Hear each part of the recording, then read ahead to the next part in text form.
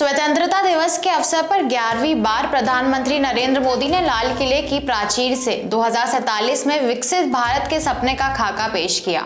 अपने संबोधन में प्रधानमंत्री ने कहा कि बीते एक दशक में कई ऐसे सुधार किए गए हैं जिनका असर अब दिखने लगा है और पूरी दुनिया में भारत की छवि सुधरी है।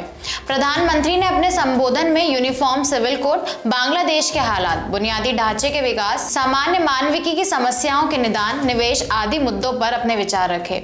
इस दौरान प्रधानमंत्री ने लोगों को आगाह करते हुए कहा कि कुछ लोग देश को निराशा के गर्त में डुबोना चाहते हैं, लेकिन हमें उनसे सावधान रहना होगा। हमारी आज की रिपोर्ट भी इसी विषय पर है, तो आइए जानते हैं पीएम मोदी ने लाल किले से देश को किन किन चीजों पर संबोधित किया। नमस्कार, मैं सिमरन शर्मा स्वागत करती हूं आपका यूबी न्यूज में, जहां हम न सिर्फ खबरें लाते हैं बल्कि उसका बारीक और सटीक विश्लेषण भी करते हैं। प्रधानमंत्री नरेंद्र मोदी ने लाल किले की प्राचीर से कहा कि हमारे देश में यूनिफॉर्म सिविल कोड की चर्चा चल रही है। देश की सुप्रीम कोर्ट भी हमें यूनिफॉर्म सिविल कोड के लिए कह रही है और देश के संविधान निर्माताओं का भी ये सपना था।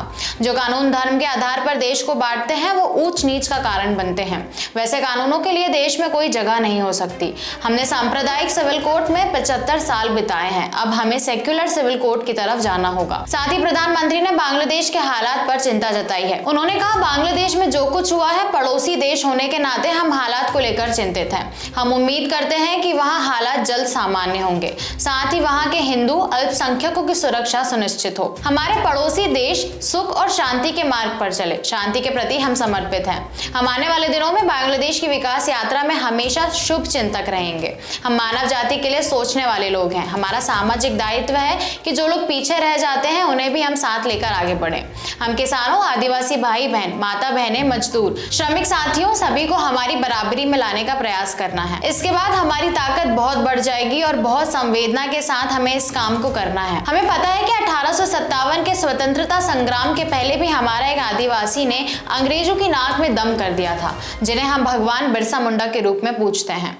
वो हमारे लिए प्रेरणा का काम करते हैं। भगवान बिरसा मुंडा की जब हम 150वीं जयंती मनाएं तो हम हर वर्ग को लेकर साथ चले। इस संकल्प को लेकर हमें चलना है। प्रधानमंत्री ने कहा कि मैं राज्य सरकारों से अपील करता हूं कि निवेशकों को अपने राज्यों में बुलाएं। इसके लिए कानून व्यवस्था बेहतर बनाएं और अन्य नीतियों में सुधार करें जिससे निवेशक आए। इससे युवाओं को रोजगार मिलेगा। सिर्फ भारत सरकार से काम होता नहीं है, राज्य सरकारों को आगे आना होगा। पीएम मोदी ने कहा कि जब लाल किले से कहा जाता है कि बिजली समय सीमा में पहुंचाएंगे तो हिंदुस्तान सो जाता है। जब 2.5 करोड़ घरों में बिजली पहुंच जाती है तो सामान्य मानवी का भरोसा बढ़ जाता है। परिवार के अंदर स्वच्छता का वातावरण बन जाए भारत में आई नई चेतना का प्रतीक है।